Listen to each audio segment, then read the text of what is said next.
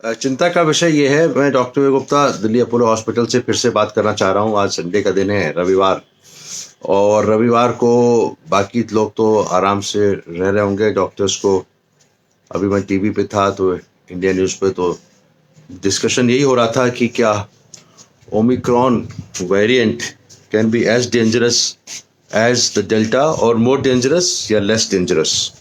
अब ये डिस्कशन का पॉइंट तो ही है और सीखने वाली बात भी है, लर्निंग तो चली रही है। अभी हमने जो डिस्कशन देखा और जिस हिसाब से हम देख रहे हैं पूरे भारत के अलावा, अभी भारत में ओमिक्रॉन वेरिएंट अभी तक नहीं आया है, ये बड़ी खुशखबरी है।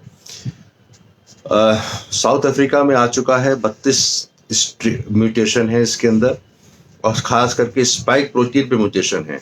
अगर स्पाइक प्रोटीन पे म्यूटेशन होता है तो उसमें डर यह है कि जो वैक्सीन जो स्पाइक प्रोटीन के हिसाब से बनाई गई हैं, जिसने एंटीबॉडी बनाई है, वो शायद कारगर ना हो। एक तो ये डर है। दूसरा ये है कि हमारे लिए बात यह है कि हम लोग जो पेशेंट को बीमारी हो चुकी होती है उसमें बी सेल और टी सेल इम्यूनिटी होती है जो लंबे समय तक चलती है, जिसको हम मापदंड एंटीबॉडी से नहीं करते। तो मुझे लगता है कि जिनको बीमारी हो चुकी है वो सेफ हैं।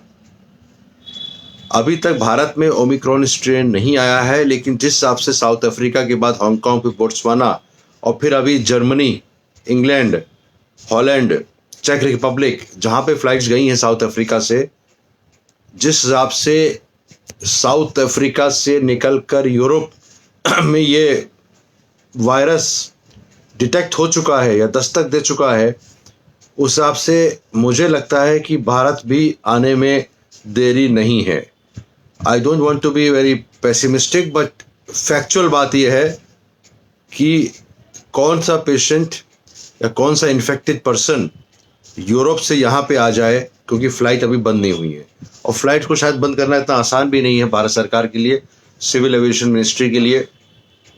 अगर फ्लाइट बंद कर दी जाए इमीडिएटली, क्योंकि हम लोग सेकेंड वेव में बहुत बहुत बहुत ख़राब तरीके से भारत को इफेक्ट हुआ है, और हमारा देश बड़ा है, हमारे यहाँ सोशल डिस्टेंसिंग, मास्क, सैनिटाइज़र, इन सब का पालन बहुत अच्छी तरीके से नहीं होता है। और अभी भी शादियों का माहौल है, कॉन्फ्रेंसेस शुरू हो गई हैं, चुनाव सर पर हैं, रैलियां धड़ाधड़ हो रही हैं। ऐसी कंडीशन में the only way to help India is to stop all the flights at least for 2 weeks. अगर 2 हफ्ते के लिए हम बंद कर दें ये सारी फ्लाइट्स जो बाहर से, यूरोप से भी आ रही हैं, वी डोंट वांट टू। देखिए, साउथ अफ्रीका से अब यूरोप पहुंच चुका है। अब यूरोप में कितने लोग इन्फेक्ट हुए हैं? आपने कहा 10 हुए हैं, किसी ने कहा 20 हुए हैं। सबकी बायोजेनेमिक एनालिसिस नहीं हो चुकी है। अब तो यूरोप की फ्लाइट्स ही बंद करनी पड़ेंगी, तभी हम शायद अपने देश को बचा पाएंगे। ये मेरा सोचना है। मैंने अभी इंडिया न्यूज़ पर भी ये बात बोली। और बाकी अगर एक बार ये वायरस आ गया, फिर तो सारे बेड्स भरने की कितना कैसा होगा, थर्ड वेव होगी कि नहीं होगी, कहना बड़ा मुश्किल है। लेकिन अभी prevention is better than cure, और अभी हमको फ्लाइट्स को बंद करना ही सबसे इम्पोर्टेंट तरीका जो मुझे लग रहा है इस देश को बचाने के लिए। Thank you very much.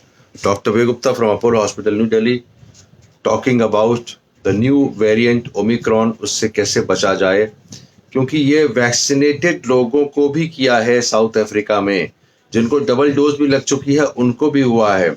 हमारे सारे हेल्थ केयर वर्कर्स को इस समय डबल डोज वाले जो थे, जैसे मैं खुद हूँ, मुझे फरवरी में सेकेंड डोज लग गई थी, और इस समय आ गया नवंबर, 8 महीने से ज़्यादा करीब हो चुके हैं, और हमको अपनी एंटीबॉडीज़ मेरी हैं बनी हुई, लेकिन काफ़ी लोगों की एंटीबॉडीज़ ख़त्म हो चुकी हैं।